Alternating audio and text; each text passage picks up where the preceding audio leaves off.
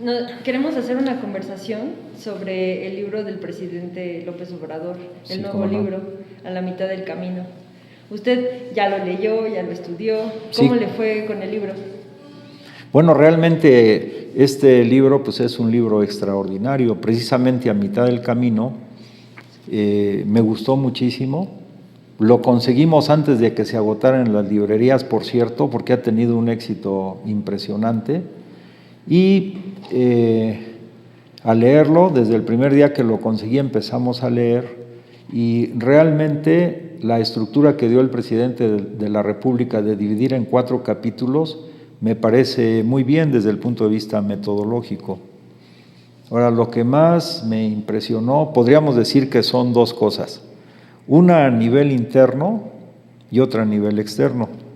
Por ejemplo, a nivel interno es impresionante toda la obra que está desarrollando el presidente. Lo más conocido son los programas sociales. Por ejemplo, él habla aquí cuando envió la propuesta para modificar el artículo 4 de la Constitución y que se convierta ya en un derecho constitucional de todos los adultos mayores el que reciban su pensión a partir de los 68 años. Ahora recientemente hay una modificación y va a ser a partir de los 65 años. Bueno, eso es un programa que él diseñó por primera vez cuando fue jefe de gobierno de la Ciudad de México. Claro, él implementó por primera vez las pensiones aquí en la ciudad y ayudó a muchísimas familias que no tenían ningún ingreso, ¿no? Uh-huh. Sobre todo a los adultos mayores que a veces como que ya no podían trabajar. Sí, y eso lo hizo él pensando en una especie de compensación por los años de servicios prestados al desarrollo del país. Ahora, también destacan los programas sociales de becas para 16 millones de jóvenes estudiantes, las becas para personas con discapacidad, sobre todo niños, para madres solteras. Esos son los programas sociales, que es una beta muy grande. Pero otra a nivel interno es todo el programa de inversión pública, ya no privada, como él lo destaca también en su libro, en lo que llamamos la infraestructura, que él es un gran estratega. En este libro se revela toda su capacidad de estadista y de una estratega de nivel internacional. Ahora en el mundo hay una lucha y hay una rectificación de la forma en que en los países, digamos, o que dieron origen al neoliberalismo, hay una revisión y dentro de las conclusiones que tienen es que les faltó, por ejemplo, en Estados Unidos, crear más infraestructura, carretera, aeroportuaria, ferrocarriles, etcétera. Entonces el presidente de la República en este libro narra de manera muy detallada, por ejemplo, la inversión en el Tren Maya. Es una infraestructura impresionante que, como se dice vulgarmente, pues tiene varias aristas. Una es inversión pública en el sur-sureste del país. Segunda es que generalmente en el periodo neoliberal, cuando había alguna obra importante, que generalmente muchas quedaron inconclusas, no se pensaba en los habitantes de la región, incluso se llevaba a trabajadores de otros lugares, ahora son trabajadores de ese lugar, se fomenta con esta manera de actuar el mercado interno, hay más bienestar para esas regiones y además para la delimitación del Tren Maya se hicieron consultas, como él lo plantea también en el libro, con la población. Entonces es una vertiente de la democracia participativa. Por otro lado, de una economía que no es la neoliberal, sino que se basa en su libro Economía Moral. Por otro lado, hay una armonía entre la construcción de esta infraestructura y el cuidado de la naturaleza. Y más aún, como él lo resalta, y lo resalta muy bien, es que es la zona arqueológica o tal vez una de las zonas arqueológicas más impresionantes del planeta, porque ahí se han descubierto más de 6,000 construcciones, o sea, es una cultura esplendorosa la cultura maya. Y la otra vertiente pues es el turismo, que también va a traer recursos a México, pero va a beneficiar también a los pobladores de esa región. Entonces es infraestructura. Solo con este ejemplo, pero así podríamos hablar del aeropuerto, etcétera.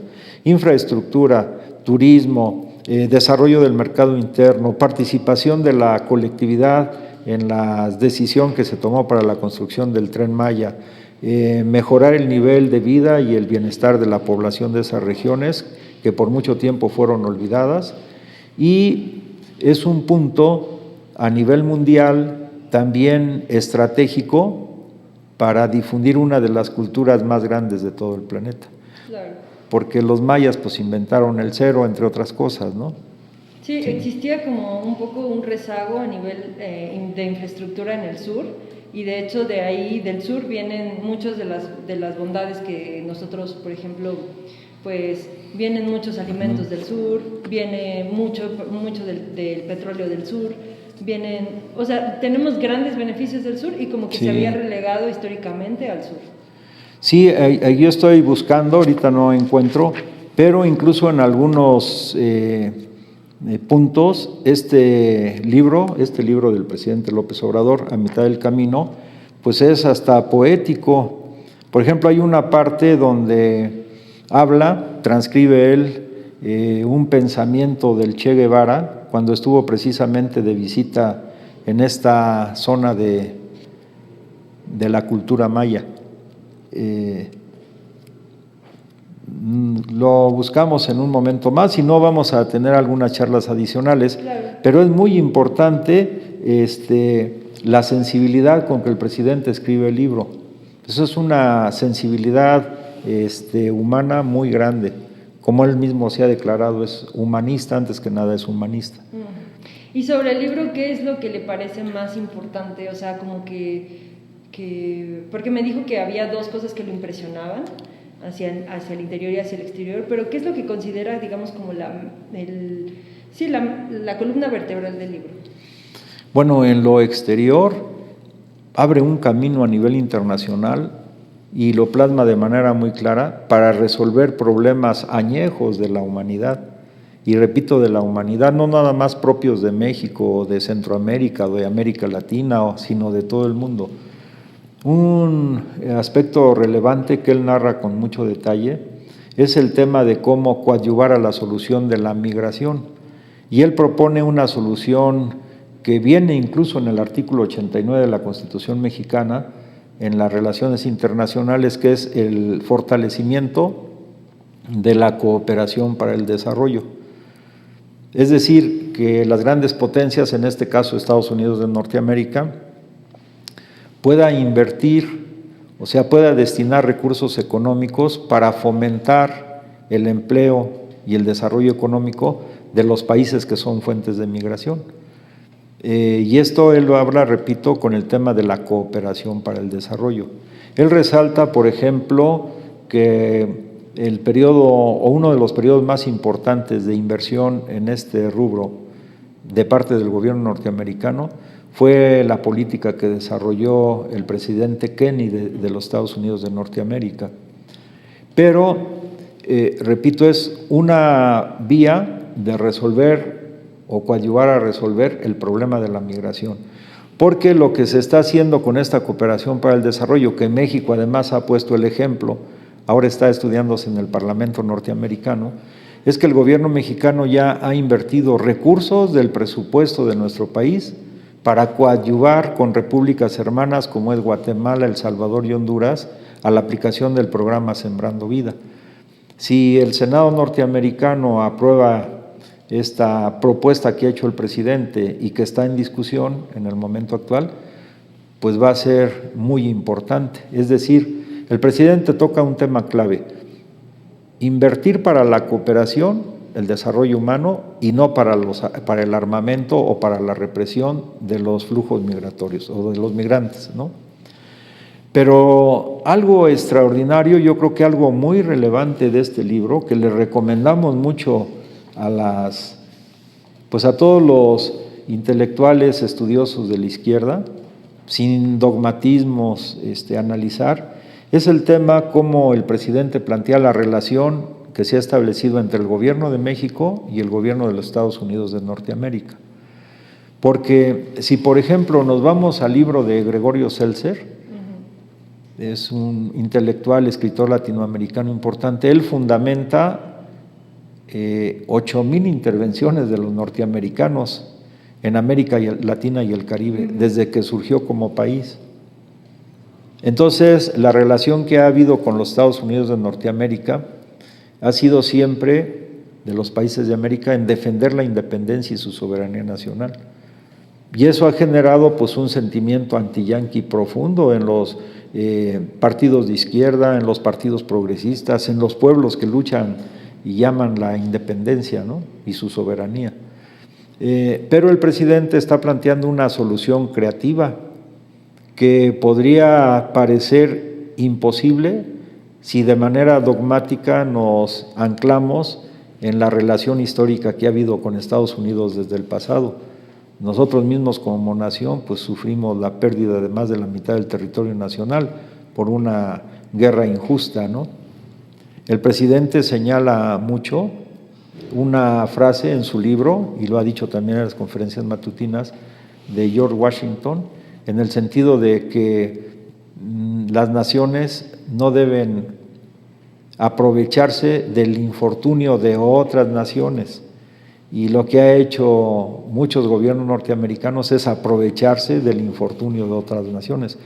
Pero López Obrador, con esta política, puede dar un sesgo y un giro histórico en las relaciones que siempre han mantenido los norteamericanos con los países de América Latina y el Caribe, que han sido de América para los americanos, más bien para los norteamericanos, y entonces son invasiones, intervenciones, bloqueos, etcétera. El presidente ha sido muy inteligente, además muy respetuoso, y ha planteado varias veces el tema de que debe acabar el bloqueo a Cuba. O sea, en política internacional, el presidente López Obrador se consolida como uno de los dirigentes más importantes, que enarbola las causas más justas, sobre todo, repito, de independencia, de soberanía, de resolver los conflictos por la vía pacífica y no por medio de la guerra, y sobre todo el tema de la cooperación para el desarrollo. Sí, hay un contraste muy interesante entre, por ejemplo, cómo se veía al expresidente Peña Nieto, por ejemplo, que fue muy criticado cuando vino Trump, que todavía era candidato, no había ganado las elecciones, pero ya lo estaba invitando a venir a México en calidad casi de candidato ganador, ¿no?, ya de presidente. El contraste enorme. Y como en ese mismo momento Trump incluso le hizo un desplante a Peña Nieto y a todos nosotros, digamos, como mexicanos, al decir que nosotros íbamos a pagar el muro. Y cosa que nunca se le ocurrió decir a Trump, por ejemplo, cuando el presidente cuando se firmó el Tratado de Estados Unidos, México, Canadá, ¿no? O sea, hay un contraste muy impresionante entre cómo se trató al presidente Peña Nieto en su momento y cómo se está tratando al presidente de México, y eso también se refleja en la cantidad de mensajes que hay en favor de México alrededor del mundo, en cómo se reconoce al presidente como un líder en América Latina. ¿Cómo ve eso usted adentro del libro también? Bueno, hay una parte importante en el libro donde el presidente de la República hace alusión, narra él su visita a los Estados Unidos de Norteamérica con motivo de la firma del Tratado Estados Unidos-México-Canadá. Entonces dice, estuvimos las pláticas, la celebración, estuvo la prensa, dice, en todo el momento que estuvo la prensa, el presidente Donald Trump pues manifestó su respeto hacia nuestro país. Una vez que la prensa se retiró y entraron a una cena o comida ahí con empresarios de ambos países, llega el presidente Donald Trump y dice, bueno, ya se fue la prensa, ahora sí podemos hablar del muro. Y todos se ríen porque el mismo Donald Trump cambió radicalmente su posición. Precisamente a Peña Nieto siempre lo vieron como florero, como un empleado, como un subordinado, y le podían decir eso, que México iba a pagar el muro. Y seguramente si hubiera ganado Anaya, por ejemplo, o otro de los candidatos del PRIAN, Meade, seguramente sí hubieran pagado el muro. Al contrario, se hubieran puesto de tapete a las indicaciones que les diera Donald Trump. Y Donald Trump pues era de un trato grosero, no respetaba ni las reglas mínimas del decoro en su relación con otros países. Pero con López Obrador fue todo lo contrario. O sea, López Obrador, uno de sus grandes méritos en política internacional es que esta relación con la potencia imperialista más poderosa del planeta la pudo llevar a un nivel de respeto mutuo. También en su libro narra el presidente de que en momentos difíciles para México, sobre todo cuando se estaba negociando, por ejemplo, el tema de que México disminuyera su cuota de producción de barriles de petróleo crudo en 400,000 barriles, habló con Donald Trump y en esta plática el presidente Donald Trump convino en que Estados Unidos absorbería en su reducción de producción de petróleo alrededor de 250,000 barriles que le iban a tocar a México, en el acuerdo que se había ido gestando con la OPEP y otros países. Y en alguna de las narraciones el presidente dice que en algún momento Donald Trump prácticamente le dijo, bueno, contigo no se puede, ¿no? O sea, el presidente, siempre atento a la defensa de la soberanía nacional, tuvo la forma y los argumentos para establecer una relación que hubiera sido muy compleja con el presidente de Estados Unidos y que se fuera paulatinamente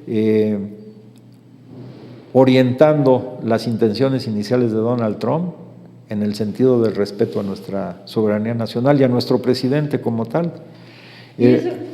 No, adelante. Quizás es algo que se puede como resaltar del libro también, ¿no? La forma tan simple en la que explica las cosas, en cómo nos relata, cómo nos dice, de una manera muy, muy amena, ¿no? O sea, muy tranquila, y cómo nos cuenta, y a nosotros nos interesa.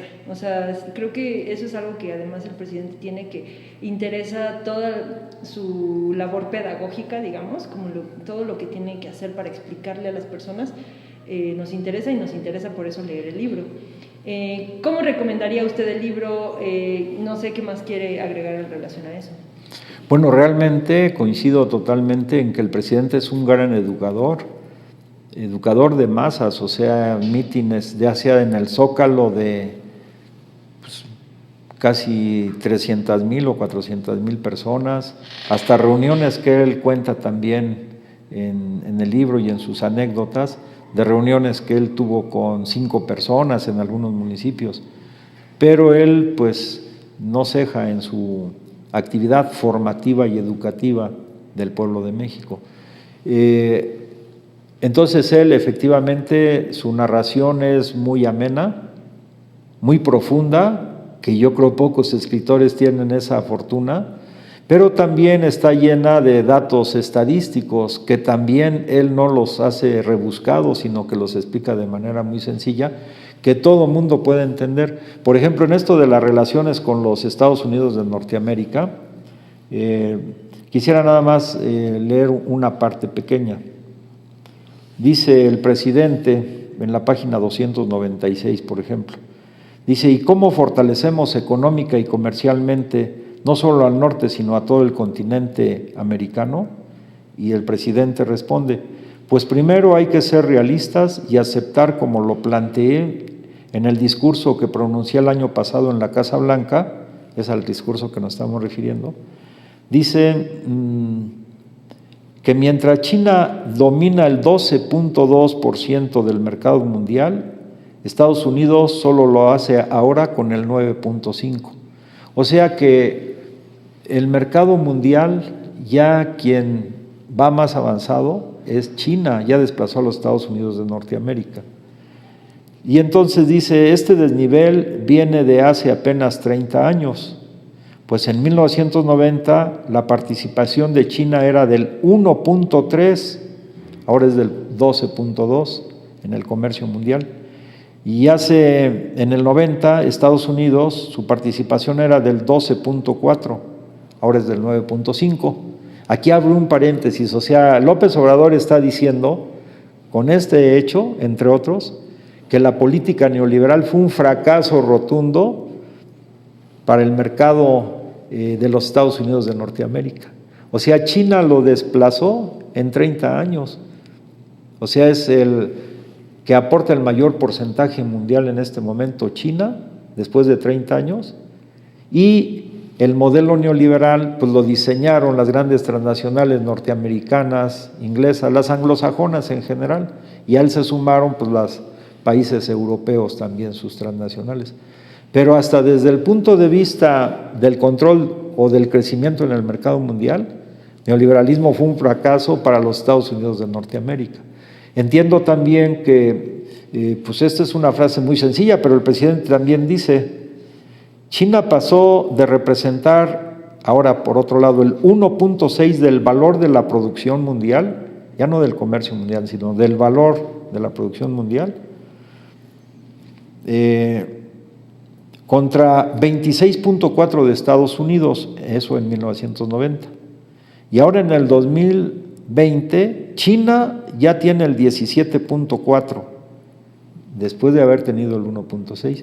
Y Estados Unidos bajó 2 puntos, o sea, también en el valor de la producción, porque China ha desarrollado su infraestructura ferroviaria, de puertos, de aeropuertos, de escuelas, centros comerciales, etcétera, de manera impresionante, y no solamente ahí, sino está yendo a otros países, sobre todo con la ruta de la seda, que tiene 3 vertientes, ¿no? O sea, la vía terrestre, que imagínense cuánto se va a gastar en ferrocarriles, carreteras, es una infraestructura impresionante. Tan solo en Pakistán va a invertir $400,000 millones. Entonces es una inversión impresionante, pero esa inversión no es especulativa, como pasó o se privilegió en el periodo neoliberal, es inversión productiva y en infraestructura, que multiplica más todavía el valor de la misma. Incluso los esfuerzos y los acuerdos de Estados Unidos con algunas naciones como India para frenar el avance de Asia y muy específicamente de China, pues están fracasando terriblemente. Sí, porque al final también los hindús saben, como los europeos hoy lo explican claramente, que las pretensiones y la lucha de las transnacionales norteamericanas pues no son las que corresponden a las empresas hindús, por ejemplo, o europeas. Por eso el presidente, concluyo esta parte, dice, fíjense nada más, en palabras muy sencillas, dice el presidente, si esta tendencia de las últimas 3 décadas se mantiene y no hay nada que legal o legítimamente pueda impedirlo hasta el momento, dice, en otros 30 años, o sea, para el 2051, China tendría el dominio del 64.8% del mercado mundial, 64.8%, y Estados Unidos entre el 4 y el 10%. O sea, Estados Unidos entonces, y yo creo que Joe Biden lo ha entendido, tiene que modificar toda su estrategia. Y por eso Joe Biden ha hablado, y en este tenor López Obrador pues se anticipó, de que van a invertir mucho en infraestructura. Ya Donald Trump había dicho que empresas que no debieron haber salido de suelo norteamericano, o sea, se tienen que regresar a Estados Unidos, porque ya captaron esa idea de que en Estados Unidos la inversión en infraestructura, pues realmente, podríamos decir, casi se abandonó o se redujo notablemente. Entonces López Obrador en ese terreno, repito, como gran estratega a nivel internacional, está dando la pauta. Es sin mucha alaraca, sin ser doctor en economía, porque estos doctores en economía que diseñaron el periodo neoliberal, el modelo neoliberal, pues fracasó. Eso es para Estados Unidos, pero fracasó también para todos los pueblos. Lo único que causó fue hambre, desesperación, miseria, ¿no? Pero entonces López Obrador, con palabras tan sencillas, con algunos números que no son engorrosos, está planteando que nos conviene a todos. Por eso aquí lo ligo con el encuentro en la CELAC.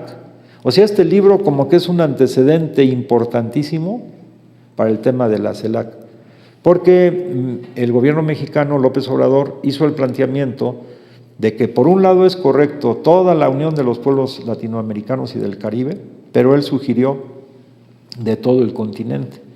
Y esto es algo que los mandatarios de todos los países lo van a estar reflexionando y estudiando. Tanto el presidente de Cuba, que además se expresó con mucha dignidad, como el presidente Nicolás Maduro, que también han defendido pues su legitimidad de manera muy firme y además cuenta con el apoyo de la mayoría del pueblo venezolano, que por cierto en México pues es sede de las pláticas entre la oposición venezolana y el presidente Nicolás Maduro.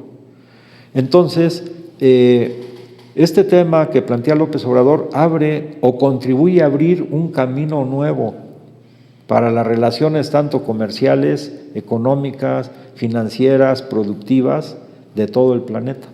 Y es muy sencillo, o sea, López Obrador, por eso hoy lo reconocen, sobre todo después de la CELAC, como un gran dirigente, el gran dirigente latinoamericano, pero a nivel mundial varios países están poniendo los ojos en él. Por eso yo recomendaría que se leyera este libro, repito, no es muy importante. Por ejemplo, el presidente habla de la planeación. Dice, mientras tanto, aún sin la planeación necesaria y solo por la lógica del mercado, nuestro país está recibiendo inversión extranjera como nunca. Es todo en contra de las predicciones que hacían los neoliberales, los doctores en economía, Cedillo y Aspe y otros más, ¿no? Porque ellos utilizaban nada más su conocimiento de forma aparente, en el fondo su mentalidad era sacar provecho de todo el tema de las privatizaciones, ¿no? Dice él, en el primer semestre del 2021, la inversión extranjera directa ha llegado a 18.433 millones de dólares, lo cual indica que este año será el de mayor inversión foránea en la historia reciente del país. Otro elemento de que la política neoliberal fracasó en México en torno a la captación de inversión extranjera. Y ellos hablaban de que llevando a cabo los dogmas o los sofismas del neoliberalismo iba a haber mucho más inversión extranjera. Falso. O sea, López Obrador ya llevamos aquí 2 argumentos, podríamos seguir otros más, demostrando con las propias tesis de ellos, con los propios números, que fue un fracaso para nuestro país todo lo que decían de las bondades del neoliberalismo. Pero si fue fracaso para México, para Argentina, para Brasil, también fue fracaso para los Estados Unidos de Norteamérica. Y este tema no se ha analizado mucho. Hay algunos datos importantes, pero López Obrador lo plantea de manera muy sencilla. Muy bien. Pues vamos a seguir hablando del libro, pero me gustaría que se despidiera de los que nos están viendo con alguna frase en relación al libro y en relación pues al periodo de la 4T, lo que va. ¿Cómo no? Bueno, podríamos decir que el libro es como el presidente de la República. Es un libro sencillo, no maneja esquemas altisonantes o tampoco, como él dice siempre, no hay protagonismos innecesarios. Es un libro sencillo, ameno en su lectura, pero de un contenido profundamente importantísimo para el desarrollo independiente del país.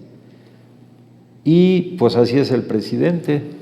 Él es sencillo en su trato, en su forma, pero muy profundo en sus razonamientos, porque están basados en un profundo amor a nuestro pueblo. Entonces así diríamos el libro, está impregnado de la esencia del presidente López Obrador y diríamos, a reserva de tratarlo más a fondo, lleva implícito ya lo que él siempre ha dicho, los fundamentos para la creación de una nueva corriente del pensamiento.